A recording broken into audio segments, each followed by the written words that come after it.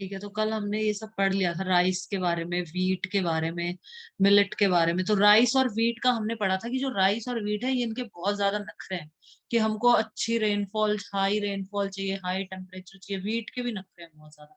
लेकिन जो मिलेट है, जो बाजरा है, वो कह रहा है कि लेस फर्टाइल में भी ग्रो कर जाऊंगा, सैंडी सॉइल, नॉर्मल सॉइल हो, मतलब मैं ग्रो कर जाऊंगा। हाई टेम्परेचर हो या मॉडरेट हो, मॉडरेट मतलब बीच का, लो लो रेनफॉल हो, तो मेरे इतने नखरे नहीं है, मैं तो ग्रो कर जाऊंगा।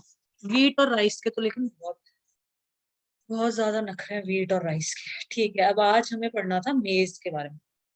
नाइजीरिया दिखा देती हूँ मैं। Other countries are Nigeria, China and niger.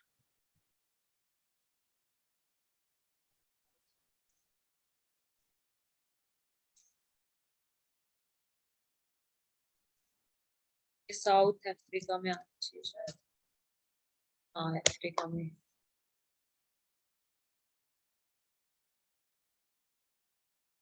Africa continent में ये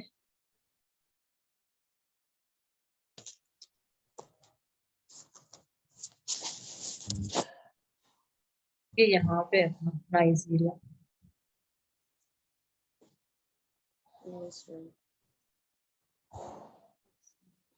नाम नहीं लिखा ना, नाम नहीं लिखा।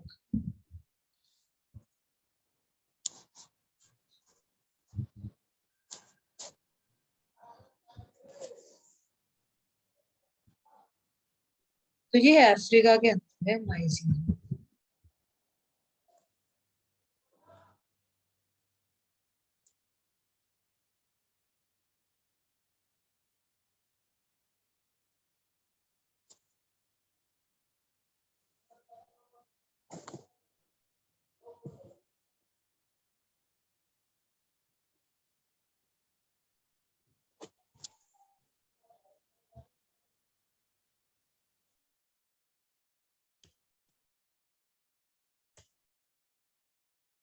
ये रहा, यहाँ पे है नाइजीरिया। ठीक है, ये है नाइजीरिया अपना। तो यहाँ पे करते हैं इसकी खेती। ये अफ्रीका में ऊपर की तरफ है, यहाँ नीचे नहीं, ऊपर की तरफ है ये। हाँ।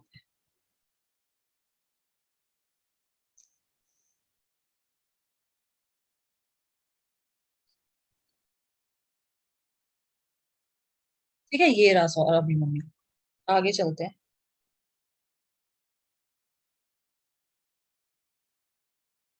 और इसने नाइजर अलग से मेंशन कर रखा है, एक बार नाइजर और देख लेते हैं। नाइजर ये इसके ऊपर ही है जस्ट। ठीक है, ये देखो, ये नाइजीरिया और ये नाइजर, तो ये दोनों साउथ अफ्रीका की कंट्रीज हैं। तो other countries are Nigeria, China and Niger. तो चाइना में, नाइजीरिया में और नाइजर में, तो ये नाइजीरिया और नाइजर साउथ अफ्रीका की कंट्रीज हैं। तो यहाँ पे मिलेट की खेती की जाती है, बाजरे की खेती की जाती है। Do you know maize is also known as corn. जो मेज होता है, मेज मतलब मक्का, तो मक्के को हम कॉर्न भी तो बोलते हैं, कॉर्न जो भुट्टे होते हैं इनको अपन कॉर्न बोलते हैं ना। Various colour. पॉपकॉर्न है। पॉपकॉर्न के अंदर भी कॉर्न ही बोलते हाँ हैं। हाँ, पॉपकॉर्न के अंदर भी कॉर्न ही होते हैं उनको। वो हीट करके और उनको मतलब ऊपर से ढक के, तो जो कॉर्न होते हैं, जो मक्के होते हैं, वो मतलब वो हो जाते हैं, सारे बर्स्ट हो जाते हैं एक तरह से। तो पॉपकॉर्न बन जाता है। Various colourful varieties of maize are found across the world. तो वर्ल्ड में मतलब बहुत ही कलरफुल वेराइटीज पाई जाती हैं। कुछ ऐसे व्हाइट कलर के, कुछ येलो कलर के, कुछ अलग अलग कलर के, ऑरेंज कलर के। तो वेराइटीज ऑफ कलरफुल वेराइटीज पाई जाती है मक्के की संसार में, वर्ल्ड के अंदर। ठीक है, तो एक तो ये है। तो ये तो हमें पता ही है, मेज को कॉर्न बोलते हैं, सबको पता ही है। और ऊपर कुछ छोड़ा था क्या पन्ने, डू, ये छोड़ा था। Do you no shifting cultivation is known by different name in different parts of the world. Shifting cultivation को अलग अलग नाम से जाना जाता है, वर्ल्ड के अलग अलग पार्ट्स में अलग अलग नाम से जाना जाता है। जैसे जूमिंग कहा जाता है नॉर्थ ईस्ट इंडिया, इंडिया में हम इसको जूमिंग भी कहते हैं। झूमिंग, झूमिंग। ठीक है, झूम कल्टीवेशन, झूम, हाँ, झूम कल्टीवेशन कहा जाता है। नॉर्थ ईस्ट इंडिया में झूम कल्टीवेशन बोलते हैं इसको, शिफ्टिंग को ही। ये शायद अपन ने पढ़ा भी था, झूम कल्टीवेशन। फोर्थ चैप्टर हिस्ट्री में। हाँ हाँ, झूम कल्टीवेशन के नाम से जाना जाता है इंडिया में, नॉर्थ ईस्ट इंडिया में। मिल्पा के नाम से, मैक्सिको में इसको मिल्पा कहते हैं शिफ्टिंग कल्टीवेशन को। ब्राजील में रोका कहते हैं, मलेशिया में लदांग कहते हैं इसको। शिफ्टिंग कल्टीवेशन को मतलब इन नाम से, अपना इंडिया का पता होना चाहिए तुमको। झूम कल्टीवेशन बोलते हैं, मतलब shifting cultivation. Interesting facts, organic farming. Organic farming क्या होता है? In this type of farming organic manure, organic खाद यूज किया जाता है। ऑर्गेनिक मतलब पेड़ पौधे से बना हुआ। And natural pesticides are used instead of chemical. Natural pesticides होते हैं जो कीड़े मारने की जो दवाइयां होती है, नेचुरल कुछ दवाइयां होती हैं जो यूज की जाती हैं, केमिकल्स यूज नहीं किए जाते, मतलब वो ऑर्गेनिक फार्मिंग हो गई कंप्लीटली। जैसे कहते हैं ना, काफी लोग बोलते हैं हम तो हमारे उसके टेरिस पे ना ऑर्गेनिक फार्मिंग कर रहे हैं हम लोग। No genetic modification is done to increase the yield of the crop. Crop फसल की यील्ड मतलब फसल का उत्पादन इंक्रीज करने के लिए कोई भी इसमें मतलब मॉडिफिकेशन नहीं किया जाता। No genetic modification. जैसे फसल की उसको बढ़ाने के लिए, मात्रा को बढ़ाने के लिए काफी क्या क्या चीजें डाल देते हैं, और उनको जल्दी ग्रो करवाने के लिए भी डाल देते हैं कई सारे। आजकल इतने केमिकल्स आते हैं कि कच्चा जो होता है ना, कच्चा फ्रूट होता है, उसको भी फटाफट पका देते हैं। तो ये जेनेटिक मॉडिफिकेशन किए जाते हैं, तो ये सब नहीं होते। ऑर्गेनिक फार्मिंग एकदम शुद्ध देसी फार्मिंग है, जिसमें किसी भी प्रकार के केमिकल का यूज नहीं किया जाता है। मैन्योर भी ऑर्गेनिक होता है और नेचुरल पेस्टिसाइड्स होते हैं, इसलिए जो ऑर्गेनिक खेती होती है वो बेस्ट होती है। ऑर्गेनिक फार्मिंग से जो भी फूड या फिर फ्रूट्स आते हैं वो अपनी हेल्थ के लिए बहुत अच्छे होते हैं। तो ये सब पढ़ लिया था, ये भी पढ़ लिया था। ठीक है, अब चलते हैं अपन आगे। आज हम पढ़ेंगे मेज के बारे में, मक्के के बारे में, कि मक्का आसानी से उग जाता है या मक्का भी कहता है कि मुझे पानी दो, ये दो वो दो तभी मैं उगूंगा। देख लेते हैं। मेज कल्टीवेशन। मेज रिक्वायर्स मॉडरेट टेम्परेचर। मॉडरेट मतलब बीच का टेम्परेचर। मेज को मॉडरेट टेम्परेचर की जरूरत होती है। Moderate temperature and comma rainfall. Moderate he rainfall चाहिए, मतलब बीच की ठीक ठाक रेनफॉल हो जाए, ठीक ठाक टेम्परेचर हो।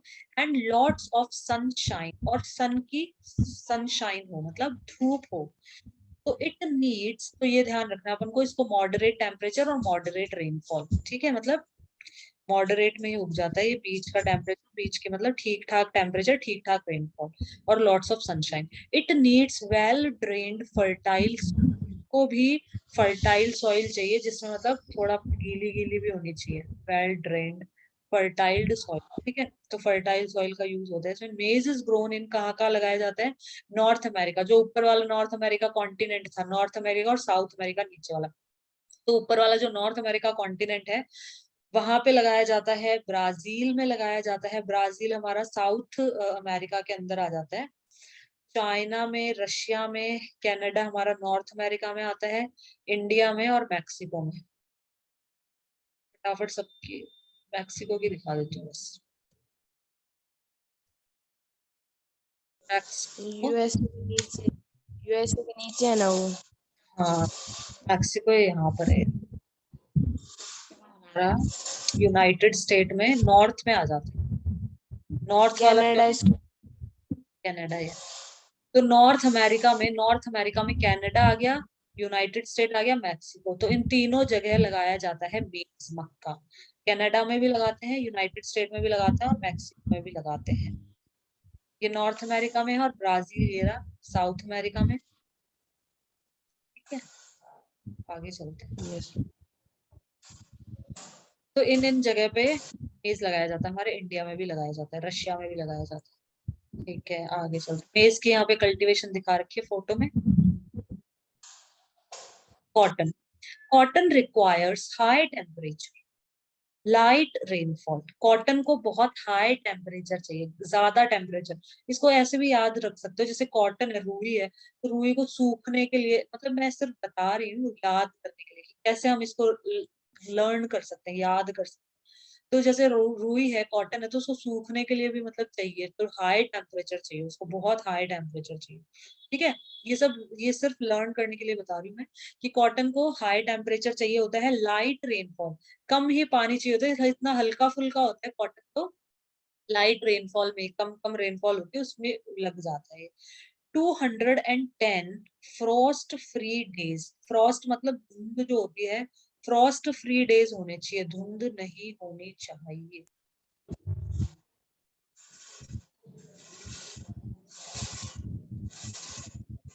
फ्रॉस्ट का मतलब होता है धुंध, यहाँ से भी लिख लो इसको, काला धुंध उसको होता है। The weather condition when the temperature falls below 0 degree Celsius, वो वेदर कंडीशन जब टेम्परेचर 0 डिग्री सेल्सियस से नीचे चला जाए, नीचे गिर जाए। फ्रीजिंग पॉइंट 0 डिग्री सेल्सियस पे सब कुछ फ्रीज हो जाता है, जम जाता है, जो बर्फ पानी होता है वो बर्फ में कन्वर्ट हो जाता है, आइस में कन्वर्ट हो जाता है 0 डिग्री सेल्सियस पे। And thin layer of ice forms on the ground and other surfaces specially at night. तो रात को क्या होता है, अगर टेम्परेचर 0 डिग्री सेल्सियस से नीचे चला जाता है तो रात के टाइम में क्या होता है, स्पेशली रात के टाइम में मतलब एक थिन लेयर हो जाती है उसकी, आइस की बन जाती है, ग्राउंड के ऊपर आइस की एक लेयर बन जाती है। तो हिमांक से नीचे के तापमान वाला मौसम जिसमें विशेषतः रात के समय जमीन पर बर्फ की हल्की परत जम जाती है, पाला। ठीक है, ओस बोलते हैं, सर्दियों में गिरती है। ओस बोलते हैं अपन इसको। There was a hard frost last night. ठीक है, तो पाला और ओस जो मतलब पत्तियों पे भी दिख जाती है, पत्तियों पे भी ओस की बूंदे। Cover with or if with frost freeze deposit of small white ice crystals formed on the ground. ठीक है, तो ये हो गई अपनी फ्रॉस्ट मतलब पाला। तो कहाँ थे, हाँ, तो इसमें क्या चाहिए, 210 फ्रॉस्ट फ्री डेज, मतलब 210 फ्रॉस्ट फ्री होने चाहिए, फ्रॉस्ट नहीं जमनी चाहिए, मतलब ये बर्फ बर्फ पाला नहीं पड़ना चाहिए, ओस नहीं पड़नी चाहिए मतलब। And bright sunshine for its growth, और ब्राइट सनशाइन चाहिए। हाई टेम्परेचर चाहिए क्योंकि कॉटन सूखा सूखा होता है, सूखा सूखा लगता है, इसलिए हाई टेम्परेचर चाहिए।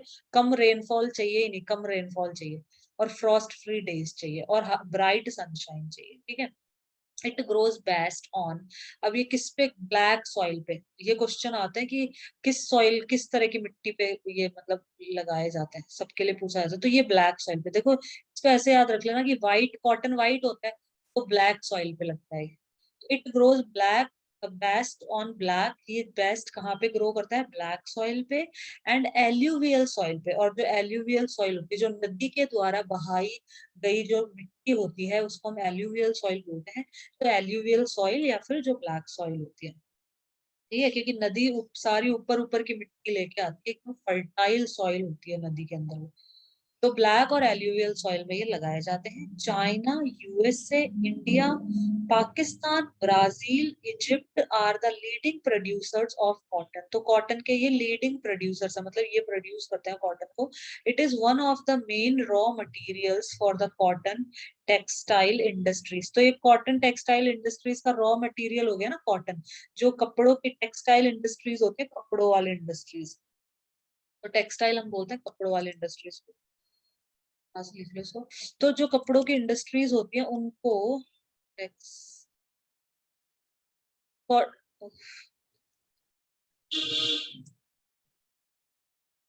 टेक्सटाइल जो इंडस्ट्रीज होती हैं उनको कॉटन की जरूरत है कपड़े बनाने के लिए। अ टाइप ऑफ क्लोथ और woven fabric.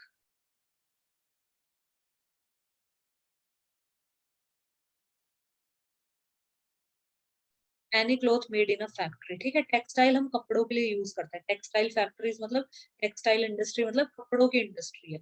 Any cloth made in a factory, कारखाने में बना कपड़ा, वस्त्र, cotton textile, the textile industry. ठीक है, तो इजिप्ट हमारा पड़ता है इसमें, अफ्रीका के अंदर ही। ये दिखा देती हूँ। ये देखो अफ्रीका में ही है, यहाँ पे ऊपर ही ऊपर। ठीक है, तो इजिप्ट भी हमारा अफ्रीका के अंदर है, ये रहा इजिप्ट। नाइजर, नाइजीरिया पढ़ लिया, इजिप्ट भी पढ़ लिया आपने। तो कॉटन यहाँ इजिप्ट में लगाया जाता है। इजिप्ट थोड़ा ऐसा लग रहा है ना, ब्लैक ब्लैक नाम से ऐसा ब्लैक ब्लैक लग रहा है इजिप्ट। तो कॉटन यहाँ लगाया जाता है, ऐसे ध्यान रख लेना इसको थोड़ा सा। आगे चलते हैं।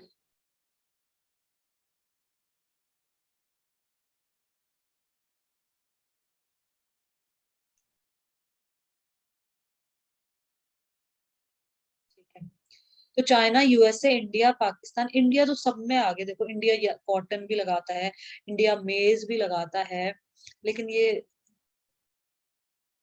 मतलब कंट्रीज नहीं आएंगे ना, तुम कह रहे हो। Brazil, Egypt are the leading producer of cotton, it is one of the main raw material for the cotton textile industries. तो कॉटन टेक्सटाइल इंडस्ट्रीज के लिए जो कॉटन है वो एक तरह का रॉ मटेरियल है। कॉटन आएगा जब भी कपड़े बनेंगे, कॉटन नहीं आएगा तो कपड़े ही नहीं बनेंगे। तो इसमें ये टिक कर लो कि इसको हाई टेम्परेचर चाहिए, लाइट रेनफॉल, ये सारी चीजें इसमें टिक कर लो। 200 frost free days, bright sunshine, और ब्लैक और एल्यूवियल सॉइल, इतना टिक कर लो। Interesting facts. Who discovered the coffee plant, coffee plant किसने डिस्कवर किया? तो ये कॉफी पढ़ेंगे तब पढ़ेंगे, अभी जूट पढ़ लेते हैं jute. Jute was also known as the golden fiber, इसको टिक कर लो, पूछ लेंगे कि which fiber is known as golden fiber, तो जूट को बोलना है। तो jute is also known as golden fibre, jute को हम गोल्डन फाइबर भी कहते हैं। It grows well on alluvial soil, इसको टिक कर लो कि ये एल्यूवियल सॉइल पे ग्रो करता है। एंड रिक्वायर्स हाई टेम्परेचर, टिक कर लो इसको हाई टेम्परेचर चाहिए होता है।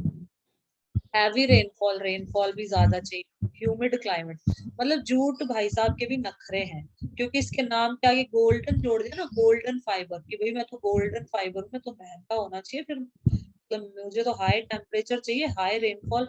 जो वीट और जो ये राइस हैं, जैसे इनके नखरे हैं वैसे मेरे भी नखरे हैं, क्योंकि मेरे नाम के आगे गोल्डन है, जैसे कॉटन के आगे गोल्डन थोड़ी है, कॉटन फाइबर है ना, ये तो नॉर्मल फाइबर से, मैं तो गोल्डन फाइबर। तो इसको हाई टेम्परेचर चाहिए, हाई रेन, हैवी रेनफॉल चाहिए, ह्यूमिड क्लाइमेट चाहिए। जो क्लाइमेट है, जलवायु है, जो अपना वेदर है, उसमें ह्यूमिडिटी होनी चाहिए, मतलब वाटर वेपर्स होने चाहिए एयर के अंदर। This crop is grown in the tropical area, tropical मतलब जो हॉट एरियाज होते हैं, जो गर्म इलाके होते हैं, जो इक्वेटर के पास के रीजन्स हैं। तो ये क्रॉप ट्रॉपिकल एरियाज, टिक कर लो, ट्रॉपिकल एरियाज में लगाई जाती है, गर्म इलाकों में, क्योंकि हाई टेम्परेचर चाहिए तो ऑब्वियसली ट्रॉपिकल एरिया में ही लगाई जाएगी। India and Bangladesh are the leading producers of jute, India और बांग्लादेश, अपने बंगाल के जो पास में जो कंट्री है बांग्लादेश, तो ये क्या है, are the leading producers of jute, तो जूट को ये प्रोड्यूस करते हैं। इंडिया अपना देखो जूट भी प्रोड्यूस कर रहा है, कॉटन भी कर रहा है, मेज भी कर रहा है, सब कुछ कर रहा है। मिलेट में शायद, हाँ मिलेट में नाम, हाँ है ना यहाँ पे, मिलेट भी ग्रो करता है, वीट भी ग्रो करता है, राइस भी ग्रो करता है, इंडिया सब कुछ ग्रो कर रहा है। ठीक है, आगे चलते हैं।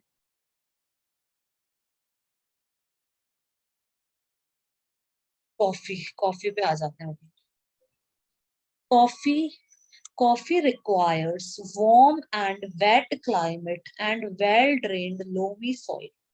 तो जो कॉफी है इसको क्या चाहिए, वार्म और वेट क्लाइमेट, गर्म और थोड़ा नमी वाला क्लाइमेट चाहिए, and well drained loamy soil. तो लोमी सॉइल हमने पढ़ा था, लोमी सॉइल कौन सी सॉइल्स होती है?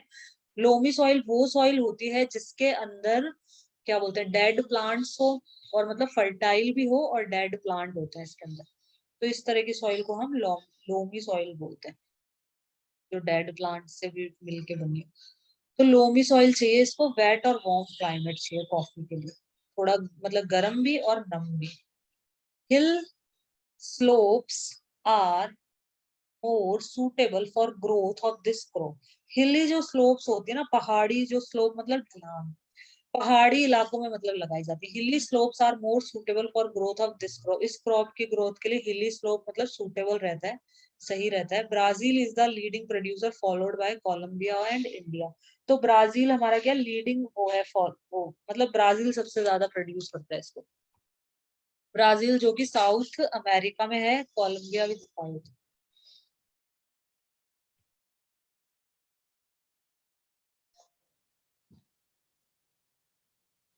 यूएस में ये कोलंबिया।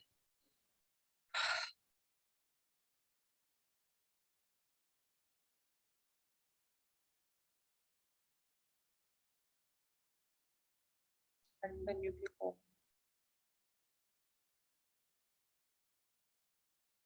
यूएस से।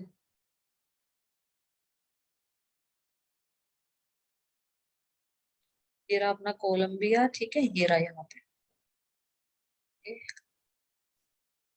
साउथ कैरोलिना में, ये लिखा ना यहाँ पे साउथ कैरोलिना में, साउथ कैरोलिना में है। ये भी हमारा इसी के अंदर है, नॉर्थ में, north south America, north America, north America continent के अंदर है ये भी। साउथ कैरोलिना में है कोलंबिया, यूएस, ये रहा यहाँ।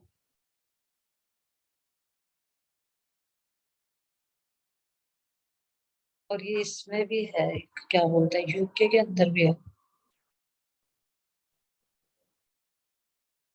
चलो अभी यही ध्यान रखना, ठीक है, यही वाला है अपना, ठीक है, आगे चलते हैं।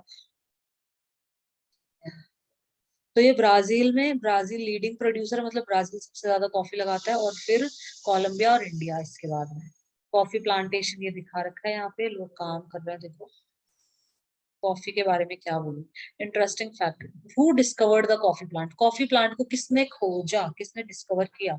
देर are different version about the discovery of the coffee, coffee की डिस्कवरी के अलग अलग वर्जन बता रखे हैं। इन अबाउट एडी 850 एडी में, एनो डोमिनी होता है एडी, 850 एडी में काल्डी एन अरब। 850 क्या है? 850 एडी देखो, एक तो होता है अपना, इस तरीके से यूज करते हैं, क्रिश्चियन बर्थ। तो देखो एडी हमारा क्या होता है, एडी हमारा होता है from the Latin Anno Domini, मतलब ये लेटिन वर्ड है एक तरह का, इसका फुल फॉर्म है एनो डोमिनी, और used in dates for showing the number of years after the time when Jesus Christ was born. Jesus Christ के बर्थ के बाद से चालू होता है, जैसे जीसस क्राइस्ट आज बॉर्न हुआ, आज पैदा हुआ, जब वो 1 साल का हो जाएगा तो 1 एडी, 2 साल का 2 एडी, 3 एडी, 4 एडी, ऐसे, ठीक है, तो एडी।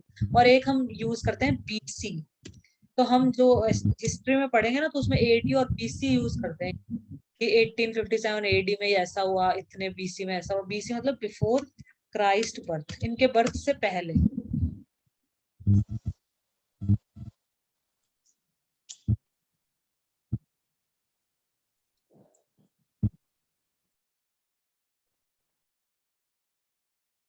यहाँ यहाँ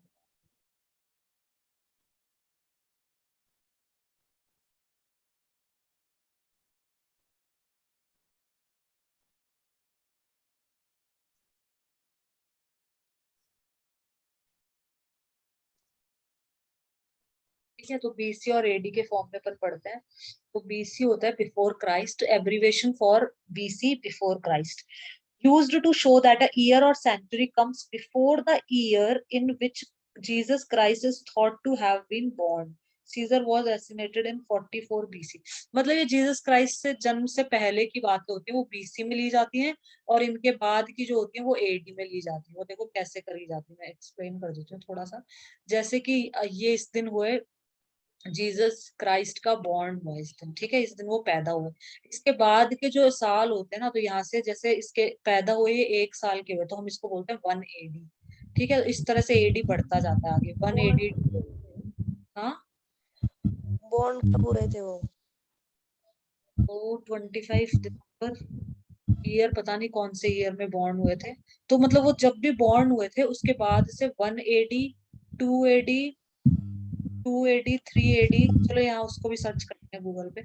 1 एडी की कब बॉन्ड हुआ था, 1 एडी, 2 एडी, 3 एडी, 4 एडी, इनके बर्थ के बाद एडी एडी होता है, ठीक है। और इनके बर्थ से पहले, पहले का जैसे ये होगा ना 1 साल, तो यहाँ 1 बीसी बोला जाता है इसको, ये होता है 1 बीसी, बर्थ से 1 साल पहले, बर्थ से 2 साल पहले, बर्थ 2 बीसी, 3, इस तरह से होते हैं, ठीक है। तो बीसी तो इस तरफ चलता है, और एडी इस तरफ चलता है, ये ऐसे होता है।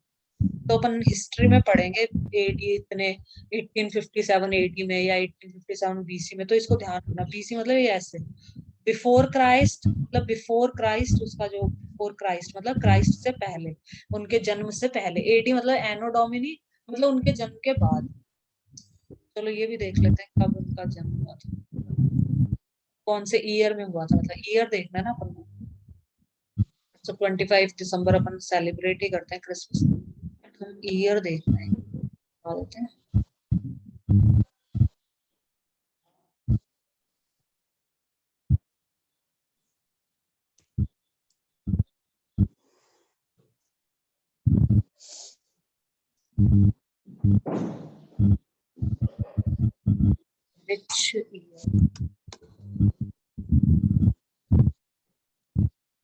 Using these methods most scholars assume, scholar होते हैं जो ज्ञानी, जो भी ज्ञानी है, जो भी रिलेटेड जिनके पास मतलब नॉलेज है, तो ज्यादातर जो स्कॉलर्स वो क्या एज्यूम करते हैं, क्या मानते हैं, assume a date of birth between 6 and 4 BC, and that Jesus preaching began around AD 27-29 and lasted 1 to 3 years. इसमें कोई वो नहीं दे रखा है इन्होंने.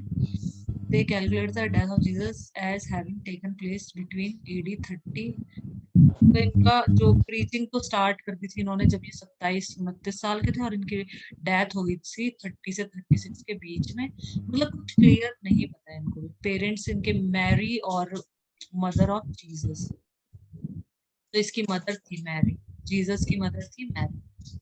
कॉज ऑफ डेथ, क्रूसिफिक्शन का मतलब होता है इनको पूरा वो कीलें ठोकती थी ना हाथों में और पैरों में, इस तरह से इनकी बोलते हैं क्रूसिफिक्शन. वैसे इनकी मौत हुई थी. तो कुछ क्लियर नहीं दे रखा है. ठीक है, अपन को तो एडी और इसका ध्यान रखना है. In about AD 850 काल्डी Arab goat हर्डर. गोट हर्डर है, गोट मतलब वाला इंसान. अरब है एक, जैसे इंडियन होते हैं ऐसे अरब है. ठीक है, तो अरब है, इसका नाम है कार्ड. तो 850 एडी में जो अरब था, कैसे मतलब डिस्कवरी हुई कॉफी, ये पढ़ रहे थे ना अपन, कॉफी प्लांट की डिस्कवरी किसने करी और कैसे हुई. who discovered the coffee plant. तो ये गोट हर्डर था, गाय चराने वाला था. who was, sorry गाय नहीं, बकरी चराने वाला था. who was puzzled by the queer antics of his flock. वो puzzled था, उसका जो फ्लोक था, वो मतलब होता है झुंड, झुंड के लिए यूज करते हैं, flock of goat. Queer antics tasted the berries of the evergreen bush on which the goats were feeding. चलो ये इसका देखो, queer antics. queer मतलब होती है strange, antics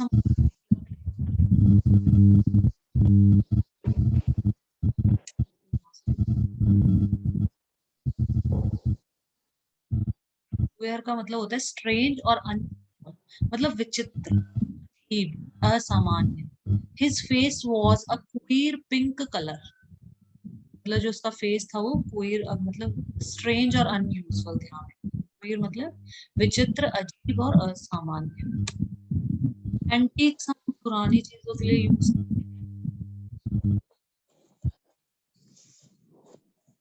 अजीब, फनी, स्ट्रेंज और सिली वे ऑफ बिहेविंग. अजीब और बेतुकी हरकतें.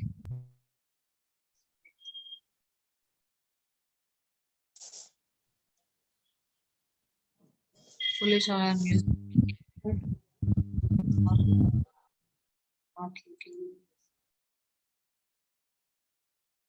ठीक है, एक ही तरह प्रैंक. ठीक है, तो एंटिक्स मतलब दोनों का वही. क्वीर मतलब स्ट्रेंज बिहेवियर, ये भी funny, strange, silly way of behaving. तो मतलब अजीब बेतुकी हरकतें. तो इसकी गोट्स क्या कर रही थी देखो. ये हु वाज पजल्ड, ये पजल्ड था. पजल्ड मतलब जब अपन को कोई क्वेश्चन नहीं आता अपन पजल्ड हो जाते हैं दिमाग, है ना. तो ये पजल्ड था by the queer antics of his flock. जो इसका झुंड था गोट का, जो फ्लोक था, जो फ्लोक ऑफ गोट था, वो क्वीर एंटिक्स मतलब विचित्र हरकतें कर रहा था. क्या विचित्र हरकतें, स्ट्रेंज मतलब बिहेवियर देखा इसने. इसने अपनी जो फ्लोक है, फ्लोक मतलब हर्ड ऑफ गोट, गोट का झुंड को हम फ्लोक बोलते हैं. और भी कई चीजें हम झुंड के लिए फ्लोक का यूज करते हैं, सिर्फ गोट के लिए यूज नहीं करते. ठीक है, तो इसकी जो गोट का जो झुंड था, जो फ्लोक था, वो अजीब स्ट्रेंज बिहेवियर देखा इसने. Tasted the berries of the evergreen bush on which the goats were feeding.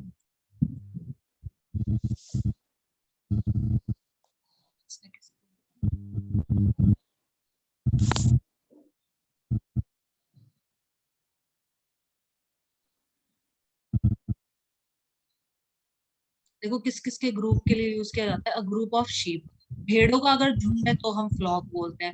Birds का झुंड है उसको भी फ्लॉक बोलते हैं. जो आसमान में देखते हैं ना अपन, बर्ड का झुंड उड़ता रहता है साथ में, है ना, तो हम कह सकते हैं फ्लॉक ऑफ बर्ड्स. आसमान में कई सारी बर्ड्स होती है व्हाइट कलर की, जो एक साथ झुंड बना के उड़ती है, तो हम बोल सकते हैं फ्लॉक ऑफ बर्ड्स. goats, ठीक है। शीप्स जो होती है, भेड़ों का जो ग्रुप होता है, जो भेड़ चरा लेके जाते हैं ना, जो शेफर्ड इनको हम बोलते हैं। तो जो शेफर्ड होते हैं, ये शीप्स के ग्रुप को घुमाने के लिए ग्रेजिंग के लिए ले जाते हैं, तो उसके लिए भी हम कह सकते हैं फ्लोक ऑफ शीप, हम ये बोल सकते हैं। तो fluke of sheep, flock of bird, bird के लिए यूज किया जाता है, शीप के लिए यूज किया जाता है। A large number of people, लोगों के लिए भी यूज कर लेते हैं, बड़ी संख्या में लोगों के झुंड। Flocks of tourist visit Nainital every, flock मतलब हम लोगों के झुंड को भी हम फ्लॉक बोल देते हैं। तो ये ध्यान रखना कि हम फ्लॉक किस किस के आगे लगाते हैं। शीप का जो झुंड होता है उसको भी फ्लॉक बोल सकते हैं, बर्ड के ग्रुप को भी हम flock बोल सकते हैं, पीपल के ग्रुप को भी हम फ्लॉक बोल सकते हैं। और used about people to go or meet somewhere in large numbers. तो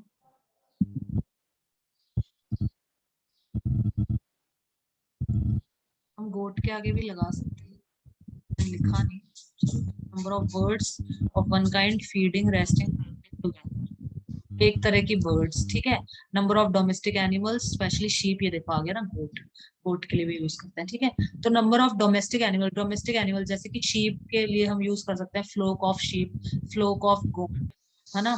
गीज, गूज होते हैं, उनकी प्लूरल फॉर्म होती है गूज, गीज, गूज की प्लूरल फॉर्म होती है गीज। गूज वो होते हैं जो व्हाइट कलर के नहीं होते, किसी मूवी में तुमने देखा होगा तो व्हाइट कलर के होते हैं गूज, दिखा दूंगी अभी फोटो। जिसको क्रिसमस पे ही खाते हैं ये लोग, क्रिसमस पे इनका मीट खाते हैं, that are kept together, crowd of people के लिए यूज करते हैं। तो ये ध्यान में रखना है अभिमन्यु कि जो फ्लोक वर्ड है ये हम इनके लिए यूज कर लेते हैं। और दूसरा कैसा ये होता है? जो बतख, बतख जैसा दिखता है। हाँ, जो बतख जैसा दिखता है, यस, वो होता है गूज, और उसका प्लूरल होता है गीज। गीज मतलब दो दो गूज हैं तो हम बोलते हैं उसको गीज, तो वो गीज उसका प्लूरल होगा। वो भी मैं दिखा दूंगी। Soft material for stuffing, cushion, quilts, cushion मतलब तकिए, मतलब गद्दे, और पिलो होते हैं तकिए, तो कुशन गद्दे हो गए, क्विल्ट रजाई हो गई अपनी। और made of wool refuse to, चलो ठीक है, अभी आगे चलते हैं अपन। A log tuft of wool cotton,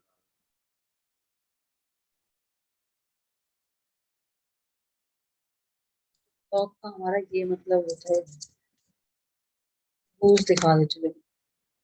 goose bumps तो अपने जो ये उठते हैं ना जब सर्दी लगती है या अपन को डर लगता है, तो गूज बम्स उठते हैं। ये देखो गूज, और इसका प्लूरल होता है गीज।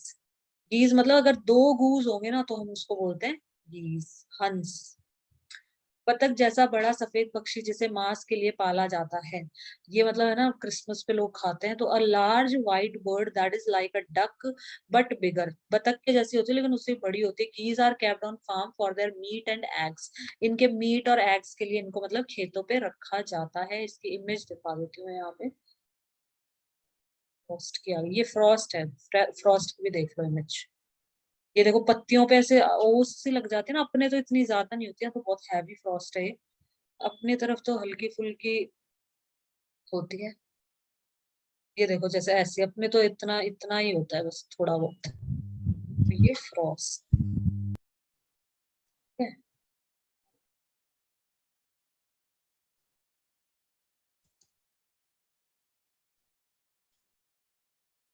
ये रेगूस बतख के जैसे होते हैं, ठीक है। तो इनका मीट बना के खाया जाता है। ये देखो ये पकड़ के ला रहे हैं, but one is male and one is female. ठीक है आगे चलते हैं, ठीक है। तो इसने क्या देखा कि Arab goat herder was puzzled by the queer antics of his flock, तो इसका जो फ्लॉक था, जो झुंड था गोट्स का, जो फ्लॉक था वो अजीब हरकतें कर रहा था। Tested the who was puzzled by the queer antics of his flock tasted the berries of the evergreen bush on which the goats were feeding. On experiencing a sense of exhilaration, he proclaimed his discovery to the world. मतलब जो goats थी वो खा रही थी berries को, तो इसने भी खा के देखा। तो इसने क्या एक्सपीरियंस किया, a sense of acceleration, accelerate करना मतलब। और ही प्रोक्लेम्ड, उसने मतलब घोषणा करी अपनी डिस्कवरी के बारे में, इसने बताया कि इस तरह की भी कोई चीज होती है।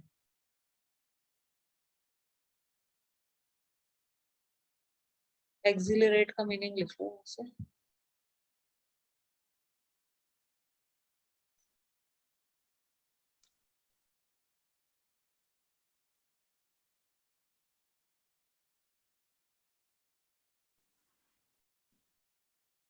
एक्सिलरेट मतलब to make somebody feel very excited and happy. ठीक है, तो बहुत ही एक्साइटेड और हैप्पी फील किया इसने खा के, तो we felt accelerated by our walk along the beach. Beach पे वॉक करके हमें बहुत एक्साइटेड और हैप्पी फील होता है। तो इसको भी खा के बहुत हैप्पी, बहुत खुश हुआ, बहुत अच्छा लगा। तो इसने बताया कि मैंने कोई एक नई चीज खोजी है। To make somebody feel very excited and happy, exhilarate, किसी को बहुत ही एक्साइटेड या हैप्पी करना। तो हिज जो one on experiencing a sense of acceleration, मतलब इसको खुशी हुई, खुशी महसूस हुई। ही प्रोक्लेम्ड, इसने घोषणा करी अपनी डिस्कवरी की पूरे वर्ल्ड को। मतलब इसने इसने खोजा। इसकी गोट्स खा रही थी, तो वो तो गोट्स क्या होते हैं, जो गोट हर्टर होते हैं, तो वो जाते हैं तो कितने प्लांट्स के बीच में मतलब वो रहते हैं, तो उनको पता ही चल जाता है हाँ ये भी एक तरह का खाने वाला प्लांट है। तो जिसको गोट खा रही है, इसका मतलब अपन भी खा सकते हैं। गोट को भी तो कुछ नहीं हो रहा ना खाने से, तो अपन भी खा ही सकते हैं उसको। तो इस तरीके से ये लोग डिस्कवर कर लेते हैं बस, कि कौन सा खा सकते हैं, कौन सा नहीं खा सकते। टी, अब हम पढ़ेंगे टी के बारे में। T is a beverage crop grown on plantation. तो टी एक तरह की बेवरेज क्रॉप है। बेवरेज मतलब जो ड्रिंक जो होती है उनके लिए हम बेवरेज का यूज करते हैं, चाहे वो चाय हो, कॉफी हो, दूध हो, या फिर जूस हो, या फिर कोई भी अदर ड्रिंक्स हो। ठीक है, T is a beverage crop grown on plantation. तो प्लांटेशन बड़े बड़े खेतों पे लगाई जाती है टी, बड़े बड़े फार्म्स पे, लार्ज फार्म्स पे। This requires cool climate. अब जो चाय है इसको कूल क्लाइमेट चाहिए। चाय मतलब एक तरह से गरम गरम पीते हैं ना अपन, गरम करके, लेकिन इसको क्लाइमेट कूल चाहिए, ठंडे इलाके में ये ग्रो करेगी। And well distributed high rainfall through out the year. और मतलब हाई रेनफॉल चाहिए इसको पूरे साल। Well distributed high rainfall through out the year for the growth of its tender leaf. Tender मतलब होता है जो बहुत ही सॉफ्ट हो, उस चीज के लिए हम टेंडर का यूज करते हैं। नाजुक हो मतलब इसकी जो नाजुक लीव्स होती हैं, इसकी जो टेंडर लीफ, टेंडर मतलब सॉफ्ट या नाजुक, कोमल मतलब, ठीक है, नाजुक मुलायम, तो उसके लिए हम टेंडर यूज करते हैं। काइंड एंड लविंग, सदा स्नेहपूर्ण कोमल। टेंडर वर्ड्स लुक्स, मतलब use tendered, tender words, tender tender words का यूज करना चाहिए, मतलब काइंड वर्ड्स का यूज करना चाहिए सभी के साथ में। सदैव और स्नेहपूर्ण या फिर कोमल। अपने वाले में कोमल कोमल पत्तियां, मुलायम पत्तियां, अपने में ये मतलब है। Used about food, soft and easy to cut और बाइट, नॉट टफ। जैसे जो फूड, पहले फूड बनाते हैं, फिर वो टेस्ट जजेस आते हैं टेस्ट करने के लिए, तो वो लोग अपने कमेंट करते हैं ना, ओ या इट्स टेंडर, मींस ये आराम से कट हो रहा है, ये soft and easy to cut और बाइट, नॉट टफ। ठीक है, तो नरम और आसानी से कटने वाला, तो अपने वाले में तो है मुलायम कोमल, पत्तियों के लिए यूज करा है। संवेदनशील। ठीक है, आगे चलते हैं। टेंडर लीव्स, तो इसको पूरे साल हाई रेनफॉल चाहिए, कूल क्लाइमेट चाहिए, ठंडा क्लाइमेट चाहिए। मतलब टी को हम गर्म करके पीते हैं, लेकिन ठंडा क्लाइमेट चाहिए, क्योंकि अपन ठंडे टाइम में ज्यादातर चाय पीने का मन करता है ना। और हाई रेनफॉल, जब बारिश होती है या फिर, ऐसे याद रख लो, मैं याद करने के तरीके बता रही हूँ। जैसे चाय अपन कब पीते हैं, जब ठंडा क्लाइमेट होता है तो अपना चाय पीने का मन करता है। हाई रेनफॉल, बहुत बारिश होती है तो चाय पकौड़े खाने का मन करता है। तो मतलब इसको पूरे साल हाई रेनफॉल चाहिए और कूल क्लाइमेट चाहिए चाय को, टी को। तो ये इसको टिक कर लो, ये आएगा, मतलब आ सकता है। कॉफी को वार्म चाहिए, वार्म और wet climate. It needs well drained loamy soil, इसको भी लोमी सॉइल चाहिए। एंड जेंटल स्लोप, और इसको भी मतलब थोड़ी स्लोपी एरिया, स्लोप होनी चाहिए थोड़ी सी, तो इसको भी चाहिए। और इसको भी लोमी सॉइल ही चाहिए। कॉफी और टी दोनों को ही लोमी सॉइल चाहिए। पेड़ वाले जिसमें डेड प्लांट्स होते हैं, क्योंकि ये प्लांट है ना जैसे, तो इनको भी ऐसा ही चाहिए। Labour in large number is required to pick the leaves, तो इसमें लेबर चाहिए क्योंकि पत्तियां तोड़ते हैं, पत्तियों को तोड़ के और फिर बनाते हैं कॉफी ये लोग, मतलब कॉफी और टी। तो labour is in large number is required to pick the leaves, पत्तियां तोड़ने के लिए बहुत ज्यादा लेबर चाहिए। Kenya, India, China, Sri Lanka produce the best quality tea in the world. World के अंदर बेस्ट क्वालिटी टी प्रोड्यूस करते हैं ये सारी कंट्रीज। केन्या दिखा देती हूँ।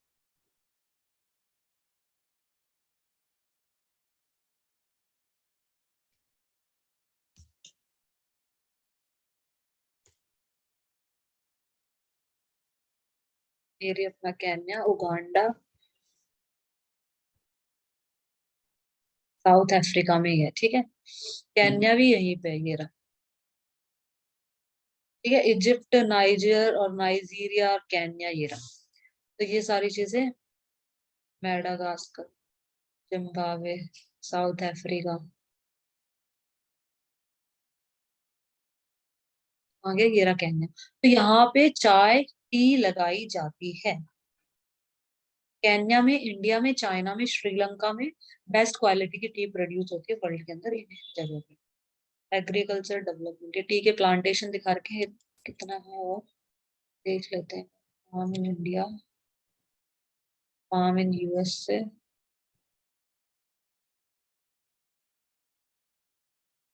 बस बस 2 पेज और बचे अपने। चलो पढ़ लेते हैं। एग्रीकल्चरल डेवलपमेंट, ठीक है। अब खेती के अंदर मतलब डेवलपमेंट क्या हुआ, एग्रीकल्चर में क्या क्या डेवलपमेंट हुआ। Agricultural development refers to efforts made to increase farm production in order to meet the growing demand of increasing population। तो एग्रीकल्चर डेवलपमेंट, डेवलप होना मतलब कुछ ना कुछ विकास होना। डेवलपमेंट का मतलब होता है विकास होना, मतलब डेवलप करना, अपने स्किल्स को डेवलप करना या किसी भी चीज को डेवलप करना, ठीक है। तो एग्रीकल्चर डेवलपमेंट, एग्रीकल्चर खेती में विकास, विकास कार्य। Refers to efforts made, effort मतलब प्रयास, efforts made to increase farm production. Farm मतलब अपने जो खेत होते हैं उनकी प्रोडक्शन को इंक्रीज करने के लिए, बढ़ाने के लिए जो एफर्ट्स किए जाते हैं, जो प्रयास किए जाते हैं, उनको हम एग्रीकल्चर डेवलपमेंट के उसमें यूज, मतलब एग्रीकल्चर डेवलपमेंट बोलते हैं। मतलब फार्म की, खेत की प्रोडक्शन बढ़ाने के लिए, जैसे गेहूं पैदा हो रहा है तो गेहूं की पैदावार को और बढ़ाने के लिए, अच्छी पैदावार करने के लिए खेत के अंदर, तो वो एग्रीकल्चर डेवलपमेंट में आ जाता है ये सब कुछ। क्यों पैदावार बढ़ानी है, प्रोडक्शन को किस लिए इंक्रीज करना है, फार्म प्रोडक्शन को in order to meet the growing demand of increasing population. जो बढ़ती हुई पॉपुलेशन है उसकी जो ग्रोइंग डिमांड है उनको पूरा करने के लिए, उनको मीट करने के लिए, ठीक है। हम मतलब एग्रीकल्चर डेवलपमेंट पे ध्यान देते हैं। तो this can be achieved in many ways such as increasing the cropped area। तो कई तरीकों से अचीव की जा सकती है, तो इसको टिक कर लेना। पहला तो क्वेश्चन बन सकता है कि what is agriculture development, agriculture development क्या होता है। तो एग्रीकल्चर डेवलपमेंट का मतलब रेफर्स टू, मतलब एग्रीकल्चर डेवलपमेंट रेफर्स, टिक कर लो यहाँ शुरू से ही, refers to the efforts made to increase farm production. Farm production को इंक्रीज करने के लिए जो एफर्ट्स किए जाते हैं उनको एग्रीकल्चर डेवलपमेंट, मतलब एग्रीकल्चर खेती का विकास। खेती का विकास कैसे होगा, फार्म में जो प्रोडक्शन होगी, जो उत्पादन होगा उसको इंक्रीज करने में क्या क्या प्रयास कर रहे हो आप, तो वो सब एग्रीकल्चर डेवलपमेंट में है। तो सबसे पहले इसकी डेफिनेशन। सेकंड चीज याद रखनी कि हम कैसे अचीव कर सकते हैं, कैसे मतलब प्राप्त कर सकते हैं, जो ये हमारा गोल है इंक्रीज जो कर रही है, एग्रीकल्चर डेवलपमेंट का जो गोल है इसको हम कैसे अचीव कर सकते हैं। तो नंबर फर्स्ट है crop increasing the crop area. जो फसल का जो एरिया है उसको बढ़ाओ। खेत, बड़े बड़े खेत करो तो ऑब्वियसली ज्यादा फसल लगा सकते हैं वहां पे। तो पहला नंबर, ठीक है, इंक्रीजिंग द क्रॉप एरिया, इसको टिक कर लो। जो एरिया है उसको हम इंक्रीज कर सकते हैं, पहली चीज। The number of crops grown, जो हम क्रॉप्स लगाते हैं, जैसे हम सिर्फ वीट की लगा रहे हैं या एक ही क्रॉप लगा रहे हैं पूरे साल में, तो हम 2 क्रॉप लगा लें। तो the number of crops grown, तो जो क्रॉप्स लगाई जा रही है उनको इंक्रीज करके उनका नंबर भी इंक्रीज करो। Increase the number of crops grown. Improving irrigation facilities, irrigation मतलब पानी जो देने की फैसिलिटीज होती हैं, जो पेड़ों को पानी देते हैं ना अपन, उसको हम इरिगेशन बोलते हैं। तो इरिगेशन की फैसिलिटीज को इम्प्रूव करो कि सबको, जैसे ड्रॉप इरिगेशन सिस्टम चल गया आजकल, ताकि पानी वेस्ट भी ना हो और प्लांट को भी मिल जाए। तो इस तरह से जो इरिगेशन फैसिलिटीज है उनको इम्प्रूव करो। सब जो प्लांट्स हैं उनको मतलब वाटर मिल जाना चाहिए। यूज ऑफ फर्टिलाइजर, फर्टिलाइजर्स का यूज करो, ठीक है। खाद अच्छा होगा तो मतलब खाने को अच्छा मिलता है तो शरीर भी फिर अच्छा बनता है ना। तो खाद अच्छा होगा मतलब फर्टिलाइजर होगा तो जो प्लांट होगा वो अच्छे से ग्रो करेगा, अच्छे से बढ़ेगा वो। And high yielding varieties of seeds, और जो सीड है उनकी मतलब अच्छी वेराइटी के सीड यूज करो ताकि वो अच्छे ग्रो करेंगे। तो mechanisation of agriculture is also another aspect of agricultural development। तो ये मैकेनाइजेशन है, ये भी एक दूसरा मतलब एक पहलू है एग्रीकल्चर डेवलपमेंट में। The ultimate aim of agricultural development is to increase food security। Mechanisation के अंदर चलो देख लेते हैं।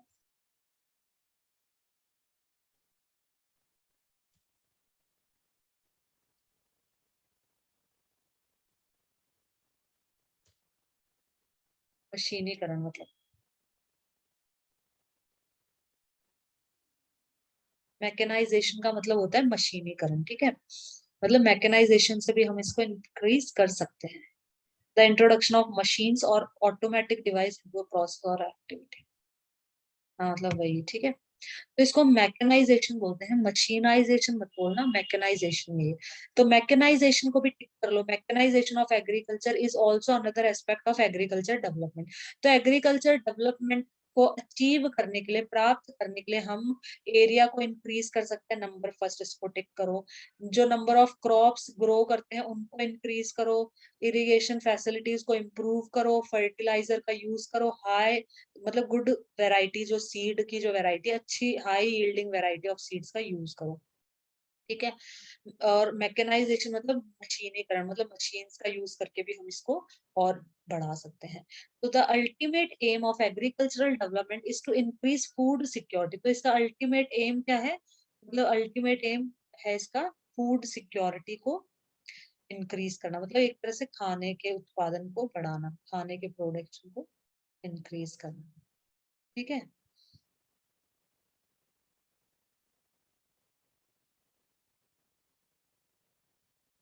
अल्टीमेट जैसे हम कंप्लीटली के लिए, फाइनल के लिए यूज करते हैं, चलो देख लेते हैं। अल्टीमेट देखो मतलब ग्रेटेस्ट बेस्ट उसके लिए यूज करते हैं। और क्या कहाँ कहाँ यूज करते हैं ये पूरा पढ़ लेते हैं। बीइंग और happening at the end, last और फाइनल, अंत में होने या आने वाला, अंतिम आखिरी। अवर ultimate goal is complete independence. Ultimate का मतलब अंत में होने वाला, बीइंग और हैपनिंग एट द एंड, और लास्ट और फाइनल। या फिर एक तो ये मीनिंग होता है लास्ट, अंतिम आखिरी मतलब लास्ट में होने वाला। या फिर द ग्रेटेस्ट और बेस्ट और वर्स्ट, द ग्रेटेस्ट बेस्ट और वर्स्ट, महानतम सर्वोत्तम निकटतम परम चरम। तो सबसे अच्छा मतलब सबसे अच्छी, ग्रेटेस्ट, ग्रेटेस्ट सबसे बड़ा है, सबसे उत्तम। This new car is the ultimate in comfort. मतलब ये जो नई कार है मतलब बेस्ट है कंफर्ट के अंदर, is the ultimate in comfort. तो आरामदायक मतलब बहुत आरामदायक, बहुत बढ़िया। तो एक तो ये ध्यान रखना है कि ग्रेटेस्ट और बेस्ट होता है इसका मतलब, और एक लास्ट या फाइनल। वो आगे चलते हैं अपना। Agriculture has developed at different places in different parts of the world. तो एग्रीकल्चर मतलब डेवलप हुई है डिफरेंट प्लेसेस में और डिफरेंट पार्ट्स, वर्ल्ड के डिफरेंट पार्ट्स में, मतलब एग्रीकल्चर में बहुत डेवलपमेंट हुआ है। Developing countries with large populations usually practice intensive agriculture where crops are grown on small holdings mostly for subsistence। तो जो डेवलपिंग कंट्रीज है, डेवलपिंग कंट्रीज जैसे इंडिया डेवलपिंग है, अभी डेवलप कर रही है। डेवलप्ड कंट्रीज वो होती है जो डेवलप्ड हो चुकी है, पूरी तरह से डेवलप्ड है, मतलब हमारी इंडिया डेवलपिंग कंट्रीज है। डेवलपिंग जो अभी डेवलप कर रही है, विकास कर रही है, विकास करना मतलब बढ़ना, जो अभी विकास कर रही है, जो बढ़ रही है अभी। तो developing countries with large population, तो अब जैसे अपनी इंडिया है डेवलपिंग कंट्री है, पॉपुलेशन भी लार्ज है, यूजुअली प्रैक्टिस इंटेंसिव एग्रीकल्चर। तो ये लोग इंटेंसिव एग्रीकल्चर ही करते हैं जो डेवलपिंग कंट्रीज हैं। Where crops are grown on small holding mostly for subsistence. Subsistence मतलब गुजारा भत्ता, अपना घर का काम चलाने के लिए, या थोड़ा बहुत बेच दिया बस, इसके लिए खेती करते हैं। Larger holdings are more suitable for commercial agriculture as in USA.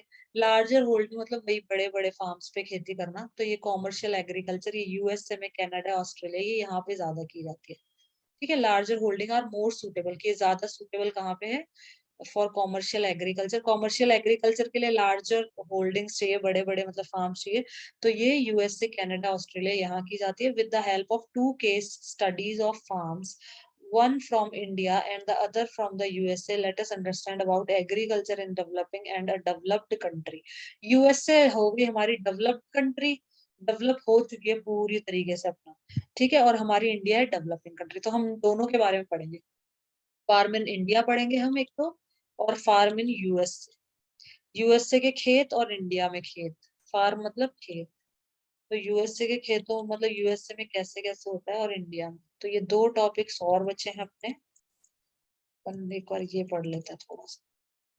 Farmer ploughing a field, do you no food security exists when all people at all times have access to sufficient, safe, and nutritious food to meet their dietary needs and food preferences for an active and healthy life. तो food security का मतलब क्या होता है? इसने बोला ना कि अल्टीमेट एम, जो हमारा अल्टीमेट एम है, जो हमारा मतलब जो ग्रेटेस्ट एम है हमारा एग्रीकल्चर डेवलपमेंट का, वो क्या है? Is to increase food security, को इंक्रीज करना। फूड सिक्योरिटी इंक्रीज करना मतलब सबको फूड मिले, फूड तो मतलब सिक्योर है, खाना तो एटलीस्ट सबको मिले। Food security exist when all people, food security जब एग्जिस्ट करती है जब सारे लोगों को एट ऑल द टाइम, सारे समय पर, मतलब सुबह शाम, ये नहीं कि सुबह का मिल गया शाम का खाना ही नहीं मिला, एट ऑल टाइम, सारे समय पे, सभी लोगों को सभी समय पे have access to sufficient, sufficient मतलब पर्याप्त, पर्याप्त, सेफ एंड न्यूट्रिशियस फूड मतलब सबको मिल जाए, to meet their dietary needs, dietary needs मतलब वही अपनी जो डाइट होती है, तो वो उसकी जो आवश्यकता है वो पूरी हो जाए, एंड मतलब जिसकी जितनी डाइट होती है उसको उतना मिल जाए, and food preferences for an active and healthy life, active और हेल्दी लाइफ के लिए, तो ये फूड सिक्योरिटी में आ जाता है। तो आज हम यही पढ़ेंगे, ये 2 टॉपिक्स कल कर ले अभी, मतलब फार्म इन इंडिया, क्योंकि नए टॉपिक्स ना तो कल ही चालू कर देंगे दोनों टॉपिक्स। फार्म इन इंडिया ये यस अपन मैम। कल करेंगे,